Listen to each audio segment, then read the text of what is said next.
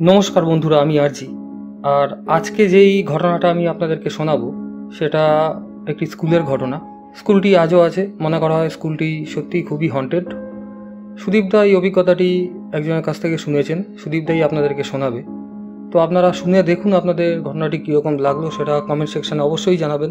আর যদি এই অভিজ্ঞতাটি আপনাদের ভালো লেগে থাকে তাহলে একটি লাইক, একটি শেয়ার আর চ্যানেলটি সাবস্ক্রাইব করে দেবেন। শুনতে থাকুন আমার সঙ্গে আরজি রেডিও স্টেশন। নমস্কার বন্ধুরা, আজকে যে ঘটনাটি আমি নিয়ে এসেছি সেই ঘটনাটি যদিও আমি নিজে দেখিনি, যে দেখেছে সে আমার খুবই পরিচিত। মানে আমি যেখানে গেছিলাম একটি বিশেষ কাজে এবং কয়েকদিন বা কয়েক বছর টানা গেছিলাম, সেই জায়গা সেই স্কুলের ঘটনা এটি। তো ঘটনার সূত্রপাত প্রায় 1980 সালে। যে স্কুলের ঘটনা, সেই স্কুলে আমি কিছু কাজ করতাম, অফিসিয়াল কিছু কাজ করতাম, তার জন্য মাঝে মাঝে সেই স্কুলে আমার যেতে হতো। তো স্কুলটি এমনিতে ঠিক আছে, স্টুডেন্ট স্ট্রেংথও ভালো। কলকাতা সাবাবসে এত স্টুডেন্ট স্ট্রেংথওয়ালা স্কুল পাওয়া খুব মুশকিল। যাই হোক, সুনামও ছিল স্কুলটির, এখনও আছে কিছুটা, কিন্তু স্কুলটির নাম আমার বলা সম্ভব না।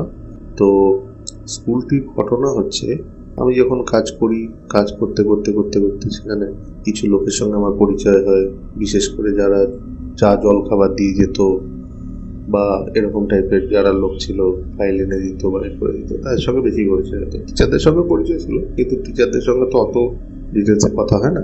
তার মধ্যে একজন ছিল, তার নাম ছিল, তার নামটা আমি বলছি যেহেতু সে বলেছে নাম বলতে কোনো অসুবিধা নেই, কিন্তু জায়গা বা স্কুলের নাম বলা যাবে না।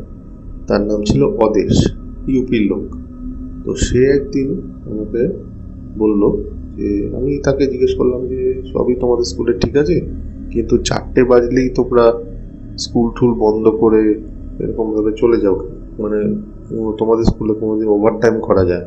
মানে 5টা 6টা 7টা অবধি অনেক স্কুলেই আমি কাজ করেছি, কিন্তু এই স্কুলে বিশেষ করে দেখতাম খুব রেস্ট্রিকশন আছে, মানে 3টে 3:30 থেকেই স্টুডেন্টদের ছুটি টুটি দিয়ে দেওয়া হতো, সকালের দিকে একটু তাড়াতাড়ি ক্লাস করিয়ে দিয়ে দেওয়া হতো ছুটি।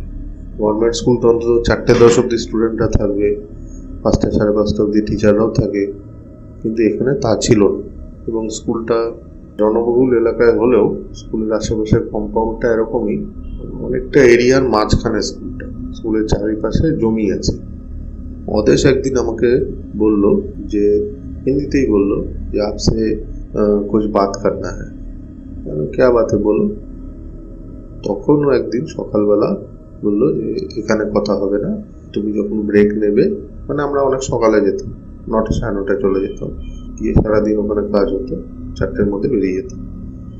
যখন তুমি ব্রেক নেবে সকালবেলা, মানে 11টা 11:30 একটা চা টায় ব্রেক, তখন সেই ব্রেকে বাইরে যাবো চা খেতে, তখন বলবো তোমাকে। বেশ ভালো কথা। তো বাইরে চায়ের দোকানে গেলাম, চায়ের দোকানে ওদের পুরো ঘটনাটা বলি। ঘটনাটা এরকম যে 1975-76 সাল যখন ছিল, তখনও কিন্তু মানে এই ধরনের স্কুলের জব, ওই লিখিত পরীক্ষা হবে, স্কুলের জব হতো। স্কুলের জব মেনলি সুপারিশে হতো, মানে ধরুন একটা স্কুলে একজন অনেকদিন ধরে কাজ করছে, টেম্পোরারি বেসিসে কাজ করে, এবার সেই স্কুলের স্টাফই গভর্নমেন্টের কাছে একটা আর্জি জানাতো যে এই স্টাফকে পার্মানেন্ট করে দেওয়া হোক। তখন গভর্নমেন্ট সেটা বিবেচনা করে পার্মানেন্ট করে দিত, এরকম ধরনের হতো। তো সেরকমই একজন স্টাফ ছিল, একটা মহিলা ছিল, উনি এই স্কুলে অনেকদিন ধরে কাজ করতো।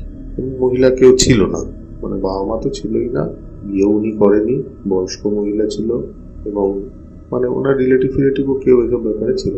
তো উনি ওনার হয়ে তখনকার হেডমিস্ট্রেস গভর্নমেন্টের কাছে আর্জি জানিয়েছিল, আর্জি জানানোতে পরে ওনার চাকরিটা পার্মানেন্ট হয়ে যায়। এটা ওই 70-এর দশকে কোনো সময় হয়েছিল। হওয়ার পরে ওই মহিলা ওই স্কুলেই থাকতেন, এবং যেহেতু মহিলাদেরই স্কুল, মানে গার্লস স্কুল, তো তাতে কোনো অসুবিধা ছিল না, টিচাররা থাকতো, সবাই থাকতো। মুশকিল ছিল একটাই, যে ওই মহিলা রাত্রিবেলা ওই স্কুলে থাকতেন। পাশের স্কুলের স্টাফ পাশের স্কুলে থাকতো, কিন্তু ওই স্কুলের মধ্যে শুধু ওই মহিলা একা থাকতো। এবং ওনার নাকি প্রচুর সাহস ছিল, মানে একটা পুরো স্কুল কম্পাউন্ড, 4তলা স্কুল কম্পাউন্ডে একা থাকা, কম্পাউন্ড বলবো না, বিল্ডিংটার মধ্যে ওই বিল্ডিংয়ে আরেকটি স্কুল আছে কম্পাউন্ডের ওই সাইডে, মানে মাঝখানে প্রায় বলতে গেলে 2-3 বিঘা জমি আছে। তো উনি একাই থাকতেন, সবকিছু লক করে দিয়ে একা রাতে থাকতেন। থাকতে থাকতে ওনার একটা স্কুলের প্রতি একটা মায়া এসে যায়, যেহেতু ওনার বাড়ি ঘরেও কোথাও যাওয়ার নেই, উনি ছুটিও নিতেন না, সামার ভ্যাকেশনেও এখানে থাকতেন, পুজো ভ্যাকেশনেও এখানে থাকতেন। এটাই ওনার বাড়িঘর হয়ে গেছে। বাড়িঘর হয়ে যাওয়ার পরে 1980 কি 81 সাল, ওদের সেটা বলতে পারলো না সালটা এক্স্যাক্টলি, একদিন সকালবেলা সবাই টিচাররা, আর এটা বন্ধুরা মর্নিং স্কুল, তো সেজন্য 6টার থেকেই টিচাররা চলে আসতো। সকাল টিচার 6টার থেকে, 7টায় স্কুল শুরু হতো শীতকালে, 6টার থেকে টিচাররা চলে আসতো। টিচাররা এসে একদিন দেখছে গেট টেট খোলা নেই। এরকম কোনোদিন হয় না, যত বৃষ্টি হোক বাদল হোক যেদিনই হোক ওই মাসি থাকতো এবং মাসি বলতো শোনো গেট খুলে দিত। উনি গ্রুপ ডিস্টার্ব ছিল, গেট খোলা নেই।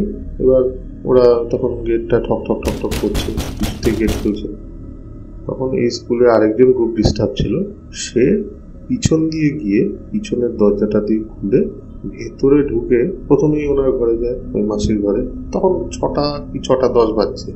গিয়ে দেখছে যে ওই মাসি খাটের থেকে নিচে পড়ে গেছে, যে ঘরে শোয় সে ঘরে খাটের থেকে নিচে পড়ে গেছে।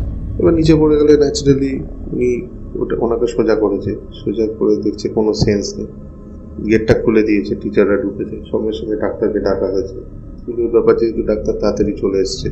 ডাক্তার এসে দেখছে যে উনি ডেড, 4-4.5 ঘন্টা আগে মারা গেছে, মানে রাত 1:30-2টোর সময় মারা গেছে। তো যাই হোক, মাসি যেহেতু কেউ ছিল না, মাসি ওরা সব জোগাড় যন্ত্র করে কোনো রকমের শ্রাদ্ধটা করে দিল। মানে একটা পাড়ার পুরোহিত ডেকে কোনো রকমের যে শনি মন্দিরে পুজো করে এরকম লক্ষ্য দেবে, কোনো রকমের নমনম করে শ্রাদ্ধ করে দিয়ে এরা নিজেরা খাওয়া দাওয়া করে নিল। এটা হয়ে যাওয়ার পরে আস্তে আস্তে দিন কাটতে শুরু করলো। এবার স্কুল কম্পাউন্ডে তো কাউকে থাকতে হবে রাত্রে, তো যেই গ্রুপ ডিস্টার্ব ওই দরজা পিছন দিয়ে খুলে এসেছিল সে থাকতে নারাজ। মানে সে আর 2টো গ্রুপ ডিস্টার্ব ছিল, একজন তো মারা গেল আর 2জন ছিল। তার মধ্যে যে পিছন দিয়ে দরজা খুলে ঢুকেছিল সে পাকসা গাছের দিকে থাকে, সে অত দূর থেকে, মানে তার মা আছে বাড়িতে, সে এসে থাকতে পারবে না। তখন আরেকজন গ্রুপ ডিস্টার্বকে নেওয়া হলো ওই 81 সালে, সেই হচ্ছে অদেশ।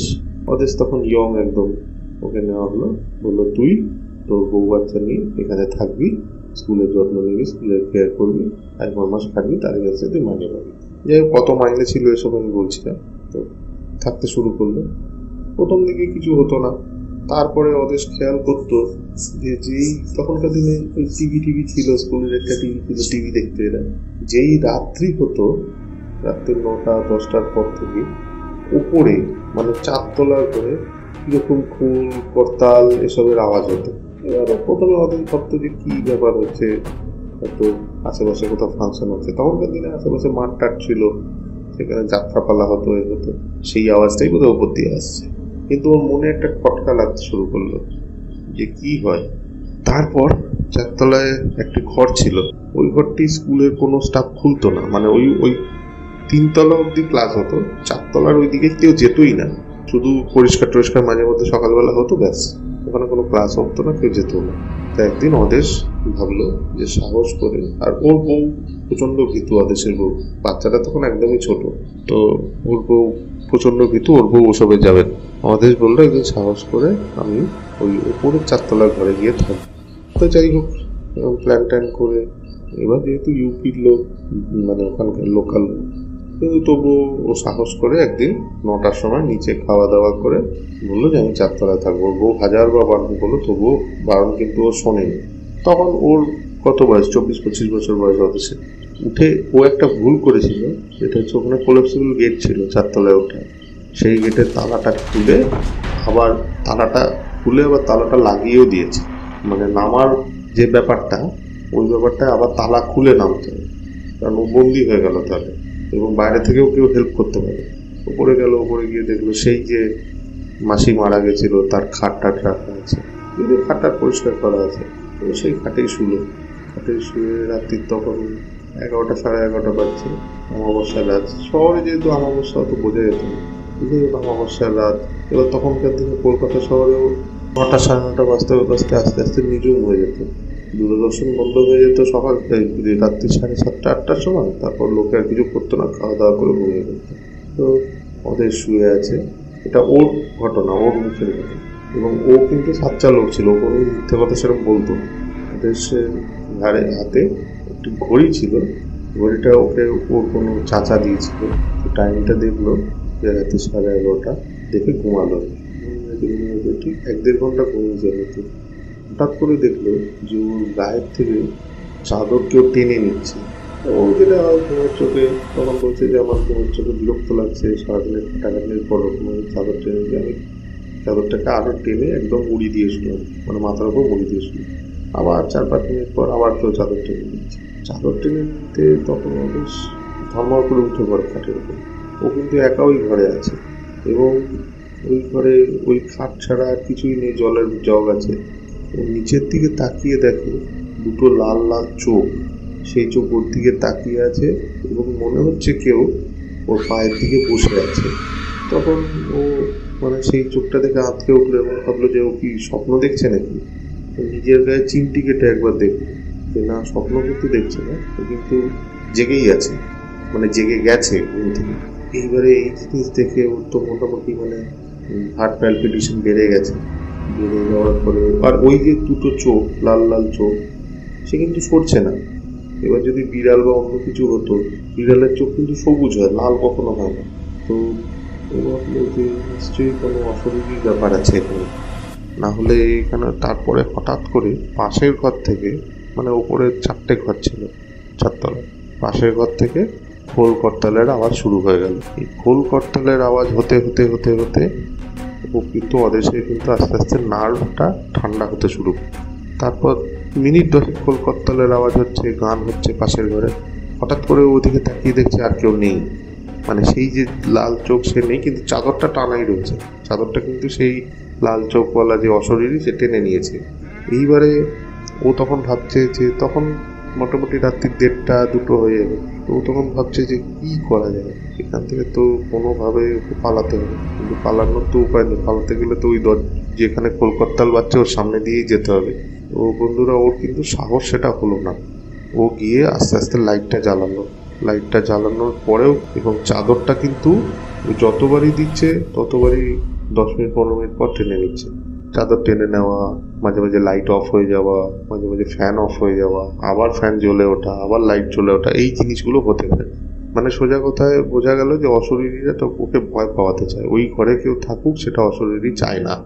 তখন ও যখন ভোর 3-3:30 বাজে, সারা রাত ওর ঘুম হলো না, ভোর 3-3:30 বাজে একটুখানি আলো ফুটছে, পাখি ডাকছে, তখন ও চাবিটা নিয়ে বেরিয়ে সোজা দৌড়ে ওই কলকাতালের যে ঘরটা ছিল ওই ঘরের পাশ দিয়ে গিয়ে একদম কোলাপসিবল গেট খুলে ওই বালিশ ফালিশ রয়ে গেল ওপরেই, একদম নিচে চলে গেল।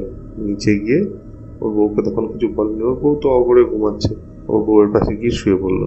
তো তারপরে সকালে উঠে কাউকে কিচ্ছু বলেনি, ব্রাশ টাশ করে তারপরও দেখলো স্নান করার সময় যে ওর পায়ের মধ্যে, মানে পায়ের পাতার মধ্যে লাল লাল আঁচড়ের দাগ, মানে নখ দিয়ে আঁচড় কাটলে যেরকম দাগ হয় সেরকম দাগ, কিন্তু মানুষের আঁচড় কাটলে সে দাগটা অনেকটা চওড়া হয়, আর এই দাগ একদম পাতলা, মনে হচ্ছে পিন দিয়ে কেউ মুছা দিয়েছে, পিন দিয়ে কেউ টেনে দিয়েছে পায়ের মধ্যে।